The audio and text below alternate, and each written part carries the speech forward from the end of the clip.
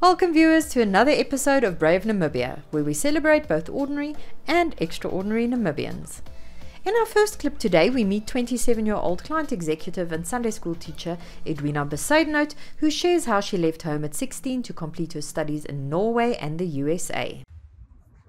Hi, I'm Edwina Bezuidenhout, a 26-year-old client executive at Synergy Namibia Media Holdings.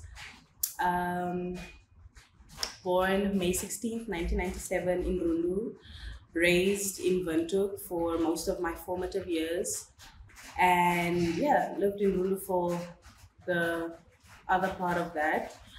I went to primary school and pre-primary school here in Windhoek, and I did secondary school, some parts of it in Katima, some parts in Rundu, some parts outside of Rundu. We moved a lot. So I went to high school at St. Boniface College. Yes. Into my 11th year there, I got a scholarship and I went to Norway for 2 years, where I got another scholarship to go to the US. I studied my undergrad in the US, did a Bachelor of Science in Administrative Construction and Sociology. After which I came home. I've been in Windhoek for the past 2 years. This is my first official big girl job and I'm so excited about that. I'm a Sunday school teacher. I love working with kids. I love everything children related, and I think that's a big part of why I went into sociology. Just really learning about the dynamics, human dynamics and how social settings and structures affect different, demographics. I'm also one of 4 children, the eldest daughter. We have a big brother and I have 2 younger sisters. I've been raised and reared to be the caretaker, or a caretaker rather. So I'm really big on family. I do the most always, and I think that's another ode to my love for children and rearing and molding them and their minds and giving them information and skills. I love doing art. I'm very creative. I dress very, very cute. I think it's like my alter ego. But I love doing art. I'm a painter, self-taught, and it also just kind of started as therapy, but I ended up loving it so much and being pretty good at it. So yeah, that's what I do in my free time. Love yoga. I'm what they would call a spiritual hun, I guess. But I believe in God. I was raised religiously. I was raised as a Christian. And I guess that's kind of how I ended up becoming a Sunday school teacher. And maybe want to be a Sunday school teacher. But yeah. What motivates you? I would say my family motivates me.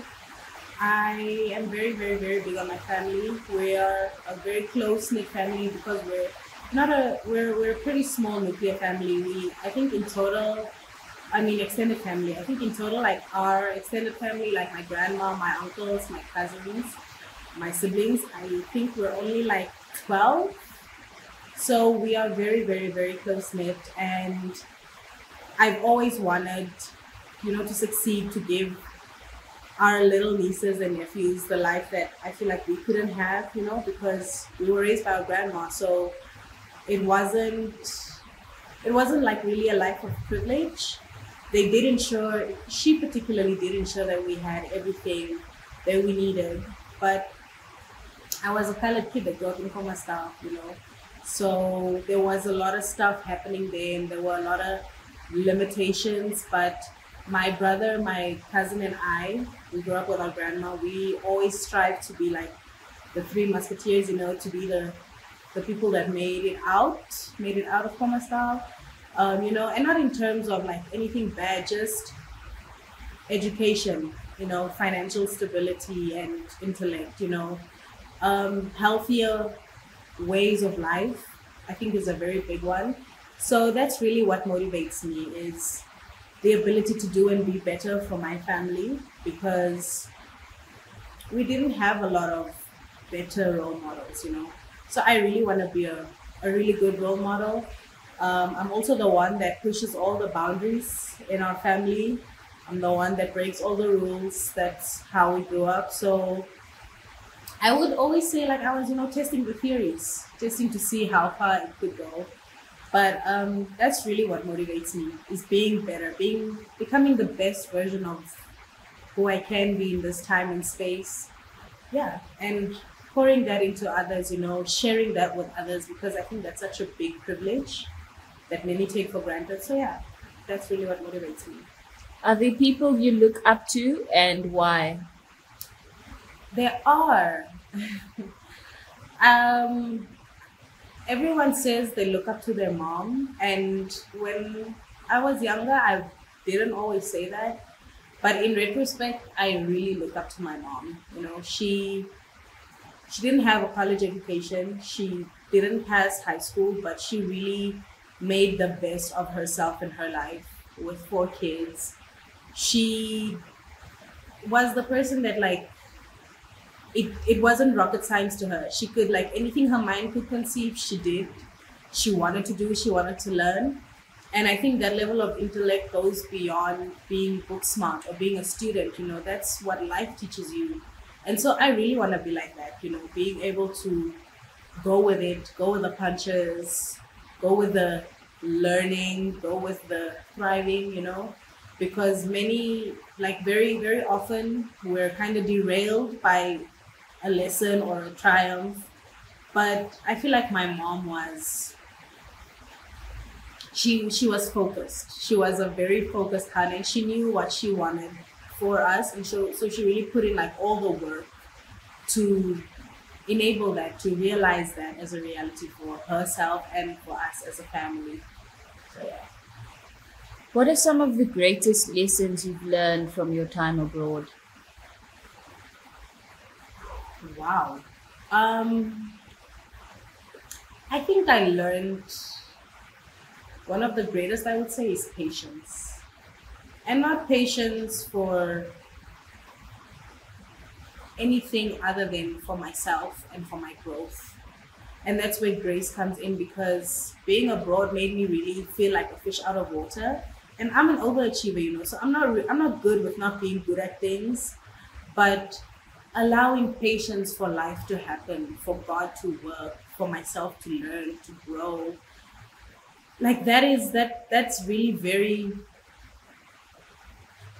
people don't really often think about that, you know, how much patience you have to take to just will yourself into flourishing, you know. And life is like a topsy-turvy, you know, it doesn't always go straight, it doesn't always go the way I've envisioned, or anyone else really. But allowing myself grace and patience to really just let it be, let it happen, because I trust God, and I know that the best is always in store for me, and that He always has the best intentions towards me. But my problem is, I'm a really impatient person, and I want things to happen now when I want them. So I really had to unlearn that as a coping mechanism, and adapt the ability to just breathe and let it go, you know, not become so attached to everything, to all the outcomes, to all the results, to all the ideas that I have, you know. It's okay for life to happen. It's okay for things to move on. It's really okay. And allowing myself the grace and the ability to just kind of roll with it has probably been my biggest lesson. Yeah.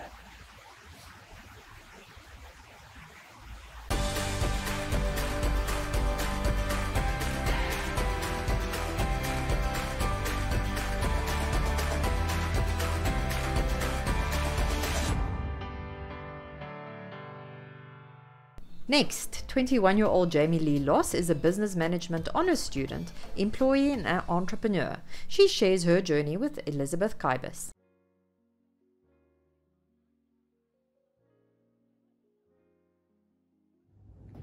Hi guys, my name is Jamie Lee Loss and I'm a honors student at NUST. I'm doing my honors in business management, and I own a business called Fudge by Jamie. My business actually started as Bake with J Loss. So how my business basically started was like grade 9, and I just decided I want to make fudge, I want to learn how to make fudge, and I googled the recipe on Google and I found some simple recipe. I tried it out the first time. Honestly, it failed. It came out like toffee, like a toffee like type of caramel thingy, and I was like, you know what, I spent money on my ingredients, so I'm gonna go sell this, whatever this is. And keep in mind, it wasn't packaged, it was just in an ice cream buggy, and I was just selling for different places.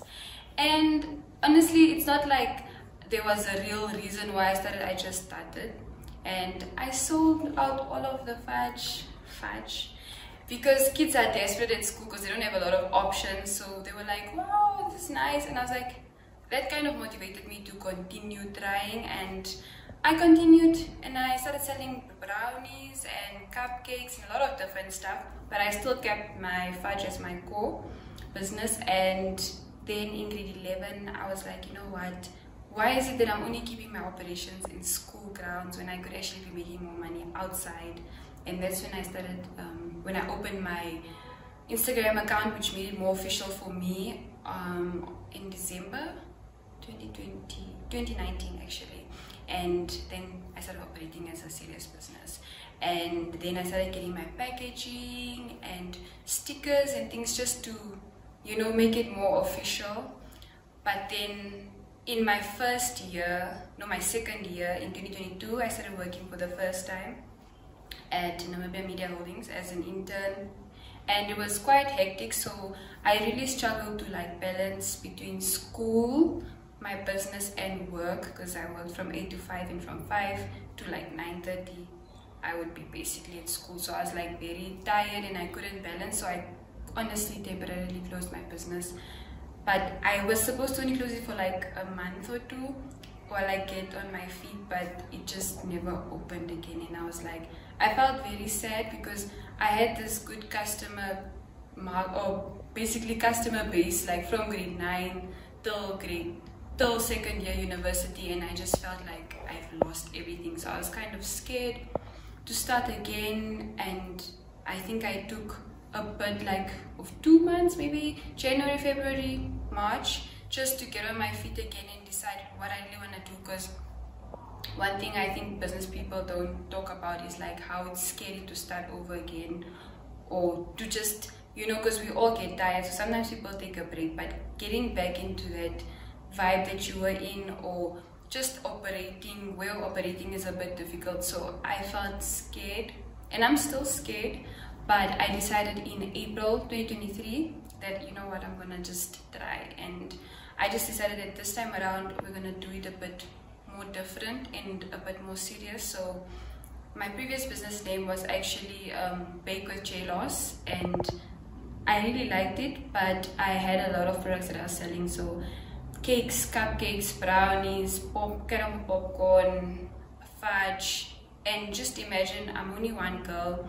Sometimes I would get so many orders, especially like Valentine's, or there's just certain times of the year where you get a lot of orders, and I'm in the kitchen, I'm making fudge, I'm making cupcakes, I'm making cakes, and it's different types of cakes. So I was really like overwhelmed, and I decided like this time around it's my business, I'm gonna decide how I run it, it's mine. So I think the first time it was more like I need to deliver to the customers regardless of how tired I am or how I feel. But this time around I had the approach of, you take care of yourself, you do what works with your schedule, it's okay.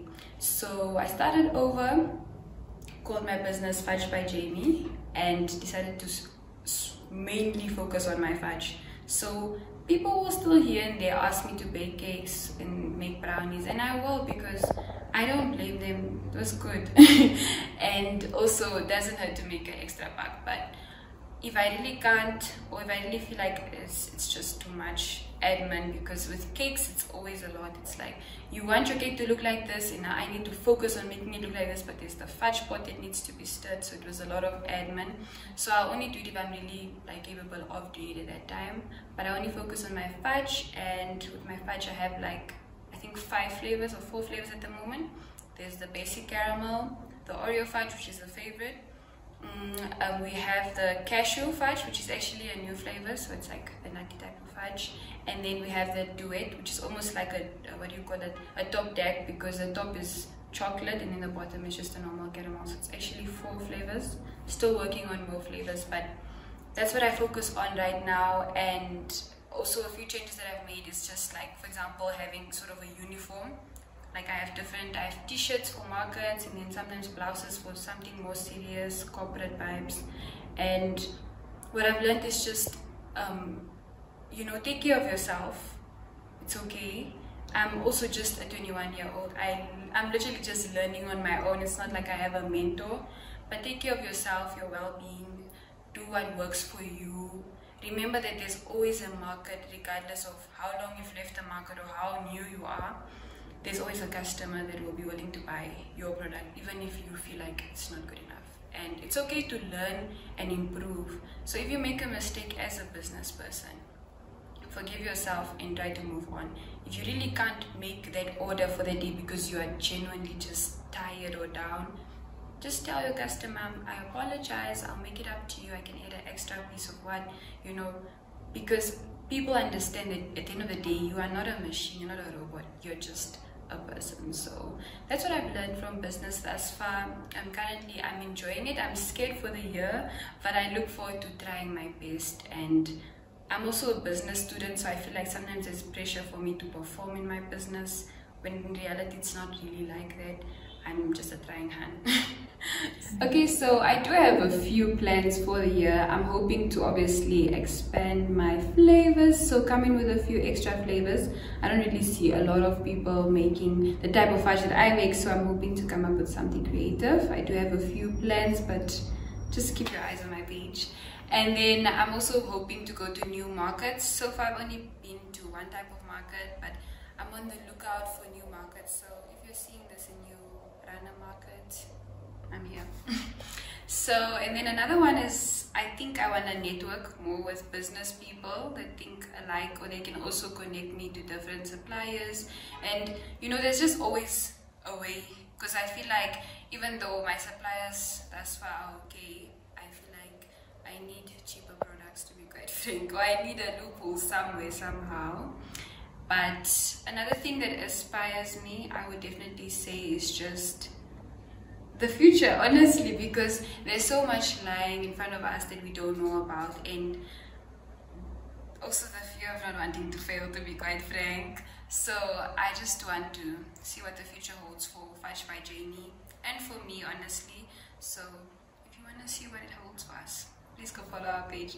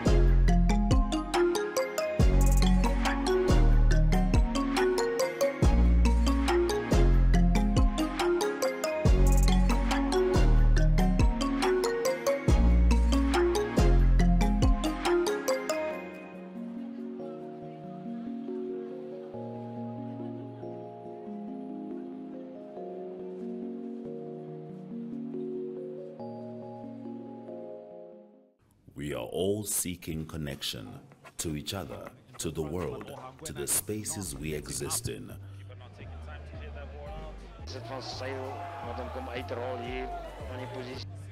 Poor sportsmanship right now from the lads. You might be physically ready, your body is ready, but mentally. Here's another chance, and it is a goal from Vindel Kahn. Sy sê die is er aan neertrek en daai bal het my grond gevat. Ja, hy het grond gevat en is But just enough next. Shh. Running that mountain up. Okay, so we will be doing this for the mountain climber. More advanced, slightly advanced. So is jou trolley reg? Want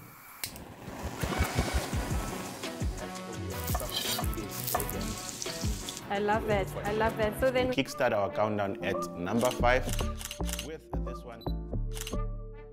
Op Netwerk TV se Klets Kompas gesels ons nuus van 'n Maandag tot Donderdag. Ons kyk ook na die weer en meer. Stories wat jou raak en stories wat saak maak. They've made a mistake in denying me bail, and they've made several other mistakes in many other cases. The channels that teach us something new or reflect our expression. So it goes beyond switching to the right station. It's about choosing the experience that can adorn the present, dressing it with our tastes as we expand our preferences, because what we are actually connecting to is boundless, limitless human energy. And this is the spirit of NTV.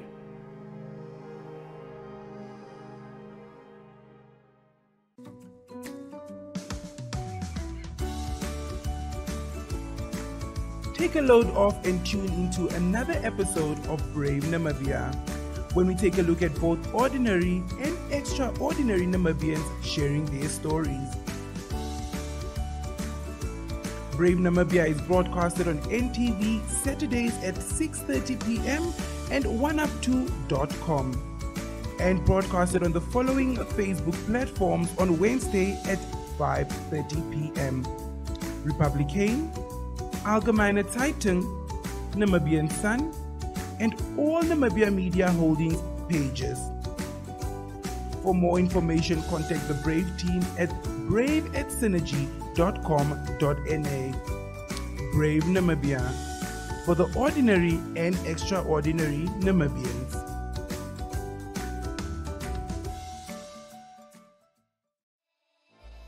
Thank you for tuning in today. If you know of someone you feel should feature on our show, please contact us at brave@nmh.com.na.